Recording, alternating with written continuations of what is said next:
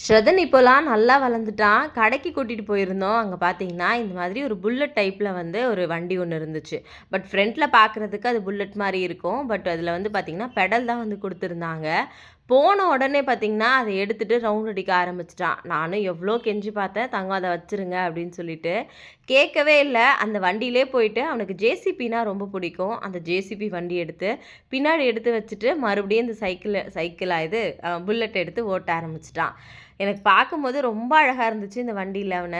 இருந்தாலும் இப்பலாம் வந்து பார்த்தீங்கன்னா, இந்த மாரி வண்டியெல்லாம் அவனுக்கு ரொம்ப பிடிக்குது. ஆல்ரெடி வீட்ல வந்து பார்த்தீங்கன்னா, அம்மா அவனுக்கு வாங்கி குடுத்தது, ஆ ஒரு சைக்கிளு, ஒரு பைக்கு, ஒரு ஜீப்பு, ஒரு காரு. மொத்தம் 4 வண்டி வந்து அம்மா வீட்ல வந்து இருக்கு.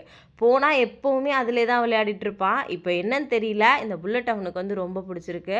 ப்ரைஸுமே கேட்டிருந்தோம். ரூ. 3500 கிட்ட சொல்லியிருந்தாங்க. பட் இப்போதைக்கு தேவையில்ல அப்படின்றதுனால, கொஞ்ச நேரம் விளையாடுனதுக்கப்புறம் அப்படியே கூட்டிட்டு வந்தாச்சு.